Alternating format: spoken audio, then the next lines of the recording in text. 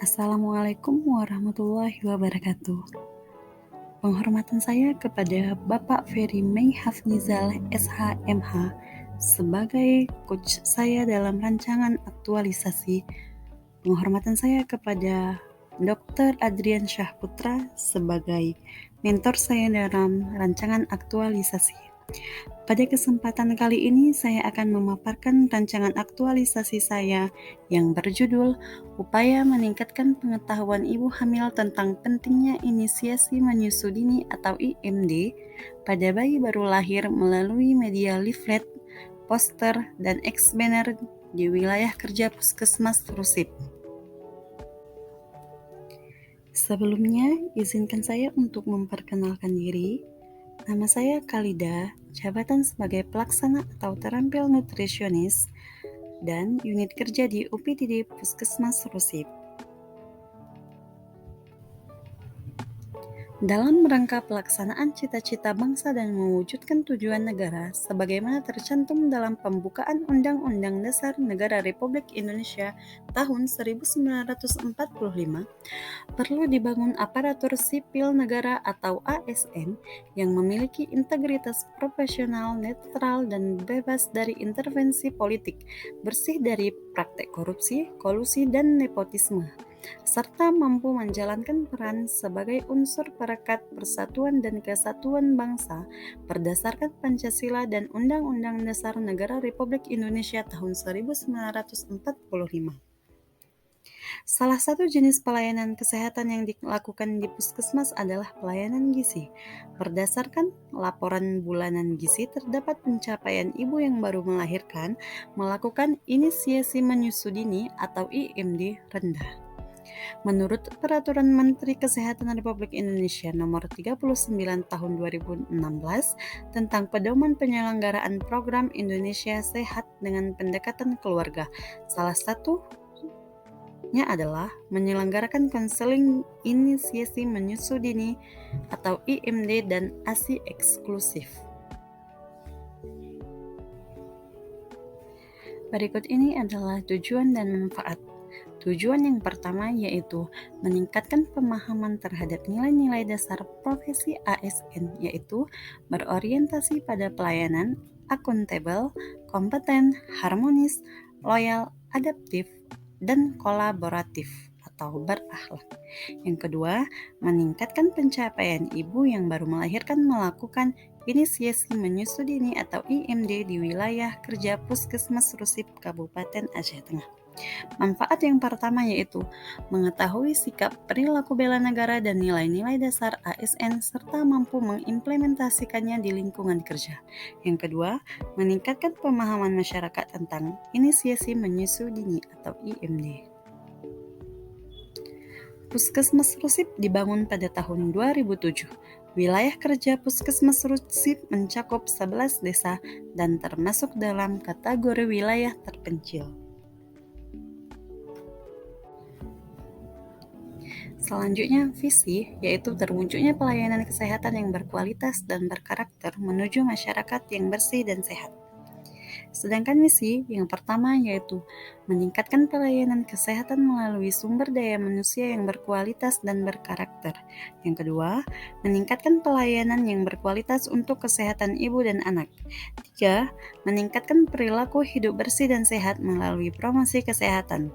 Empat, meningkatkan upaya pelayanan pencegahan dan penanggulangan terhadap penyakit menular dan tidak menular. Nilai-nilai instansi. B. Bersahaja dalam memberikan pelayanan tanpa membeda-bedakan status sosial. U. Utamakan pelayanan yang ramah, sopan, dan santun. G. Giat memberikan perubahan untuk kesehatan masyarakat atau inovatif. E. Efektif atau cepat dan benar, dan efisien atau singkat dalam memberikan pelayanan kesehatan kepada masyarakat. Berikut ini adalah struktur organisasi UPTD Puskesmas Rusip. Berikut ini penetapan core isu menggunakan metode USG, di mana isu yang mendapatkan nilai tertinggi yaitu belum optimalnya edukasi tenaga kesehatan terhadap ibu hamil tentang pentingnya inisiasi menyusui dini atau IMD pada bayi baru lahir di wilayah kerja Puskesmas Rusip. Identifikasi penyebab isu. Dari segi manusia yaitu kurangnya pengetahuan ibu hamil tentang IMD. Dari segi promosi yaitu belum optimalnya dalam melakukan edukasi kepada ibu hamil. Dari segi proses yaitu kurangnya efektif kelas ibu hamil. Dan dari segi skill kurang kompeten dalam melakukan pelayanan, sehingga menyebabkan belum optimalnya edukasi tenaga kesehatan terhadap ibu hamil tentang pentingnya inisiasi menyusui dini atau IMD pada bayi baru lahir di wilayah kerja Puskesmas Rusip. Rancangan aktualisasi Unit Kerja Puskesmas Rusip Pemerintah Kabupaten Aceh Tengah. Identifikasi isu yang pertama yaitu belum optimalnya edukasi tenaga kesehatan terhadap ibu hamil tentang pentingnya inisiasi menyusui dini atau IMD pada bayi baru lahir di wilayah kerja Puskesmas Rusip. 2. Kurangnya pemberian edukasi ASI eksklusif pada ibu hamil dan nifas di Puskesmas Rusip. 3. Kurangnya pemberian edukasi terhadap ibu balita tentang status gizi balita kurang melalui metode PIMLET atau penyuluhan melalui leaflet di wilayah kerja Puskesmas Rusip. Sedangkan isu yang diangkat adalah belum optimalnya edukasi tenaga kesehatan terhadap ibu hamil tentang pentingnya inisiasi menyusui dini atau IMD pada bayi baru lahir di wilayah kerja Puskesmas Rusip. Gagasan pemecahan isu adalah upaya meningkatkan pengetahuan ibu hamil tentang pentingnya inisiasi menyusui dini atau IMD pada bayi baru lahir melalui media leaflet, poster, dan explainer di wilayah kerja Puskesmas Rusip. Jika isu yang diangkat tidak dilaksanakan, maka akan berdampak pada kurangnya tingkat pengetahuan tentang inisiasi menyusui dini atau IMD, tidak berjalan sesuai standar, meningkatnya kematian pada bayi baru lahir, produksi ASI yang tidak lancar, bayi mudah terserang penyakit, masalah pencernaan pada bayi, dan ibu menjadi lebih mudah stres. Pada rancangan aktualisasi ini memiliki 6 kegiatan. Yang pertama, membangun komitmen bersama mentor. 2. Membangun tim kerja. 3. Melakukan konsultasi kepada mentor atau dokter umum Puskesmas Rusip dan coach mengenai rancangan kegiatan. 4. Menyusun agenda penyuluhan dan membuat media edukasi berupa explainer, poster, dan leaflet tentang inisiasi menyusui dini atau IMD untuk melakukan penyuluhan. 5. Melakukan penyuluhan saat kelas ibu hamil di posyandu. Dan yang keenam, pelaksanaan evaluasi hasil penyuluhan. Berikut ini adalah matriks rancangan aktualisasi. Kegiatan yang pertama, membangun komitmen bersama mentor, terdiri dari 3 tahap kegiatan. Yang pertama yaitu menghubungi mentor dan membuat janji pertemuan. 2. Melakukan diskusi terkait rencana kegiatan. 3. Mencatat hasil diskusi dari mentor. Kegiatan ini berkontribusi kepada visi puskesmas yaitu terwujudnya pelayanan kesehatan yang berkualitas dan berkarakter menuju masyarakat yang bersih dan sehat. Dan misinya meningkatkan pelayanan kesehatan melalui sumber daya manusia yang berkualitas. Kegiatan ini akan berkontribusi terhadap nilai organisasi yaitu berorientasi pelayanan, akuntabel, harmonis, dan kolaboratif. Kegiatan yang kedua, membangun tim kerja, memiliki 3 tahapan kegiatan. Yang pertama, melakukan konsultasi dengan mentor. 2. Merancang draft SK. Dan yang ketiga, yaitu mencetak SK. Kegiatan yang ketiga, melakukan konsultasi kepada mentor atau dokter umum Puskesmas Rusip dan coach mengenai rancangan kegiatan. Memiliki 3 tahapan kegiatan. Yang pertama, menghubungi mentor, membuat janji dan melakukan konsultasi, menyampaikan rencana kegiatan, dan mengikuti arahan serta masukan. 2. Menghubungi rekan kerja penanggung jawab KIA dan membuat janji, melakukan konsultasi, menyampaikan rencana kegiatan, dan mengikuti arahan serta masukan. Ketiga, mendiskusikan rancangan kegiatan aktualisasi.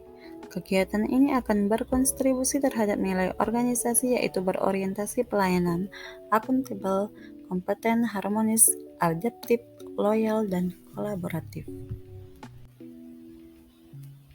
Kegiatan yang keempat yaitu menyusun agenda penyuluhan dan membuat media edukasi berupa banner, poster, dan leaflet tentang inisiasi menyusudini atau IMD untuk melakukan penyuluhan.